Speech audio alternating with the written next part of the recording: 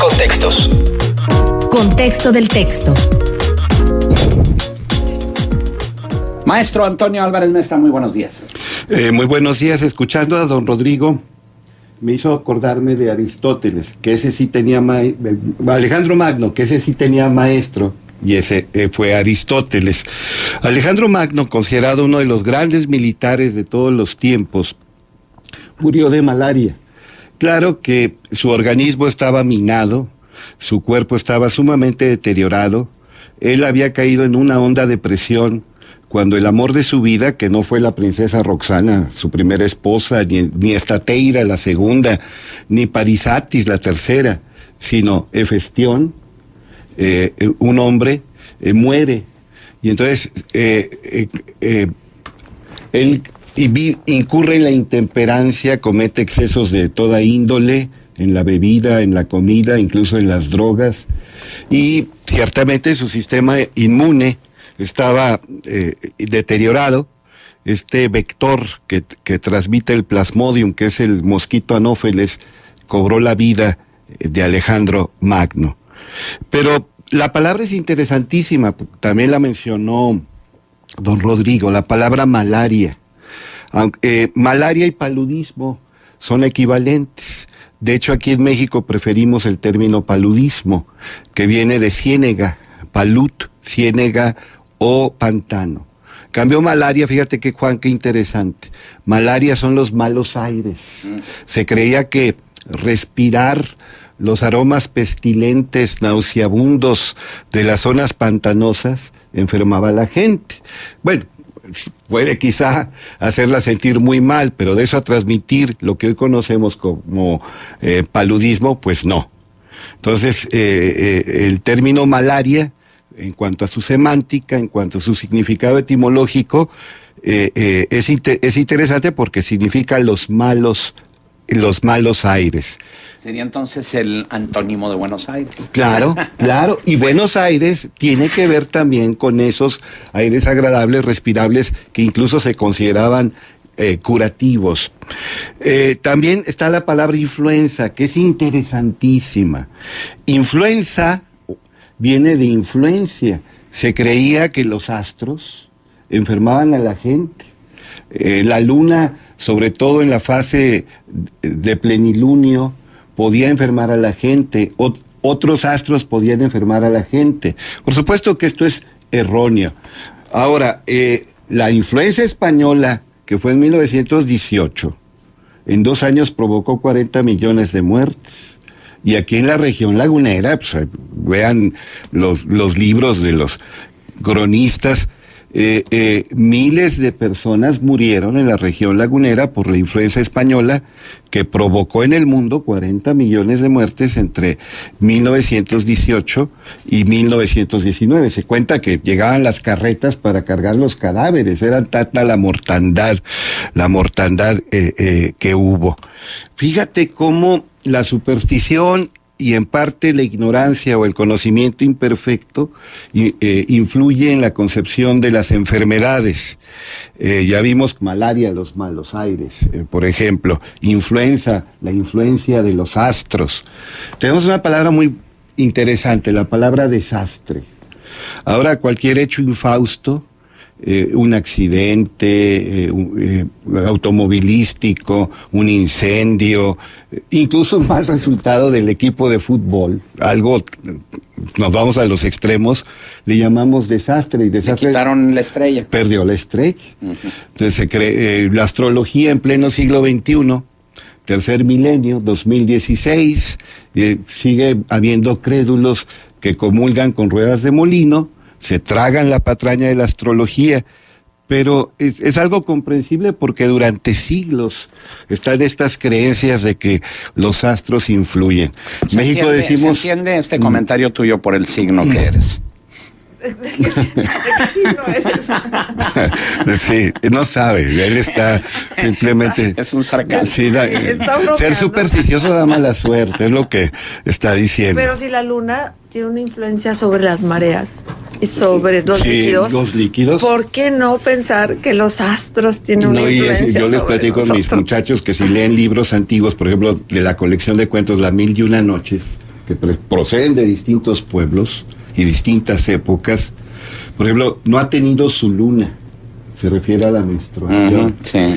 Y Durkheim, así se pronuncia, aunque era francés, su ascendencia era alemana, escribió un libro que se llama El suicidio. Y como buen sociólogo, fue uno de los primeros sociólogos, también vio si era cierto que la luna influía en la tasa de suicidio. Siempre se ha dicho, por ejemplo, que los locos se ponen más agresivos se ponen en luna llena. De ahí viene el término lunático. Entonces, el lunático, que ya es sinónimo de loco o por lo menos de chiflado, alguien de comportamientos extraños o extravagantes, le decimos lunático. Bueno, entonces, sí. ¿Es una falacia o no que los lobos le aúllan a la luna llena? Sí, bueno, eso no es ninguna falacia, pero sí es una falacia que la locura se deba a la luna llena. Uh-huh. Pero la exacerba.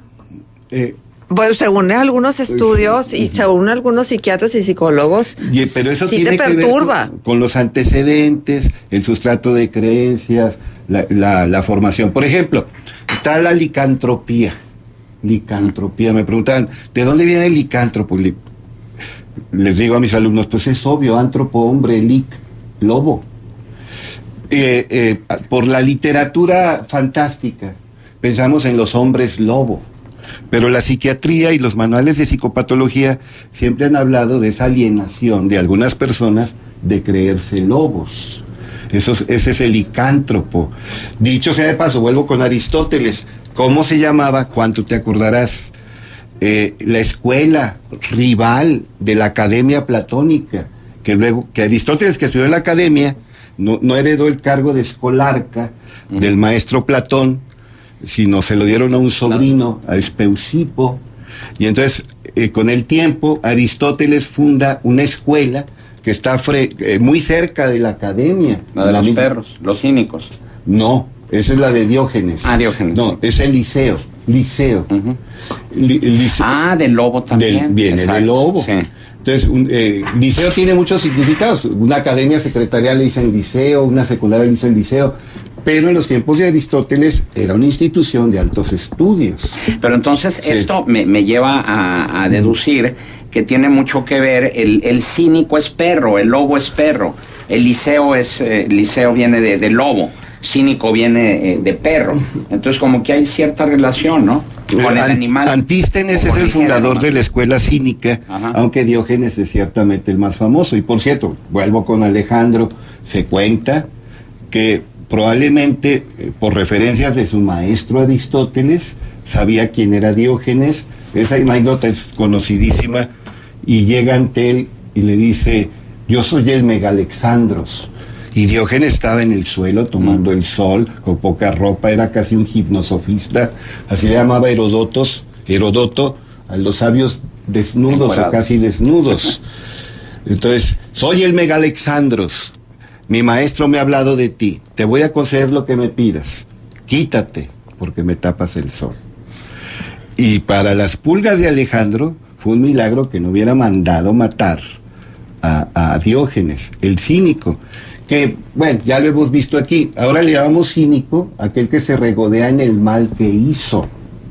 Que en lugar de sentirse culpable por un mal, un daño objetivo que hizo otras personas, se siente bien y se complace en aquello.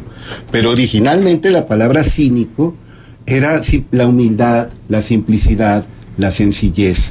Vivir como los perros que disfrutan su comida sin preocuparse por el mañana, disfrutan la vida y, dicho sea de paso, son nobles y son agradecidos.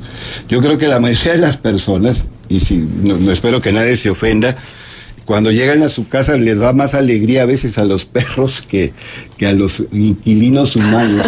Son más agradecidos los perros. Un perro tú lo tratas bien y da la vida por ti.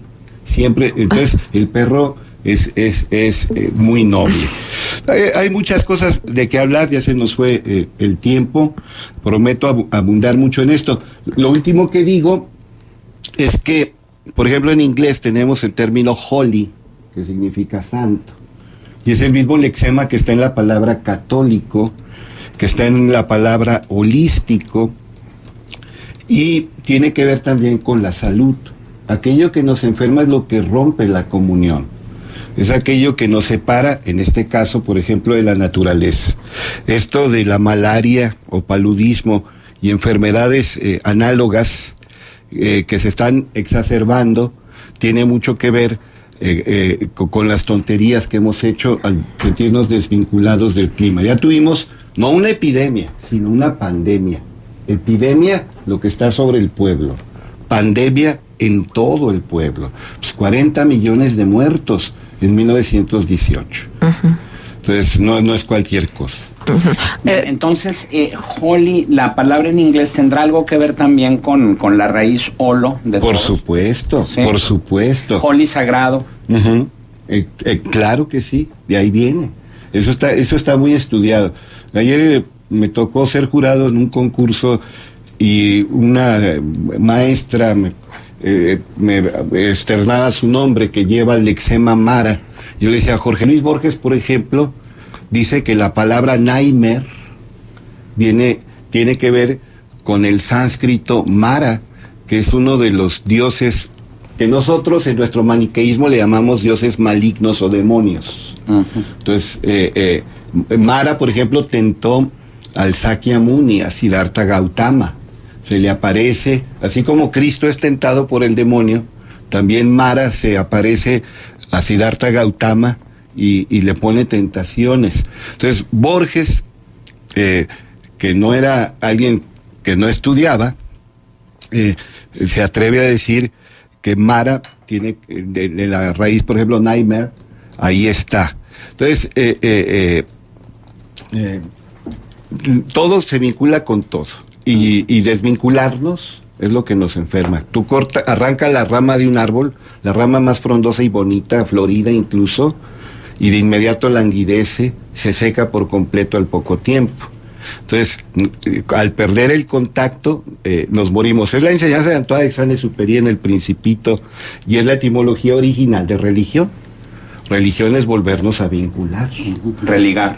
Otra vez recuperar lo que nos liga, efectivamente. Excelente. Y bueno, también cómo cambian los en inglés, en la sinonimia, como el fantasma sagrado es el Espíritu Santo.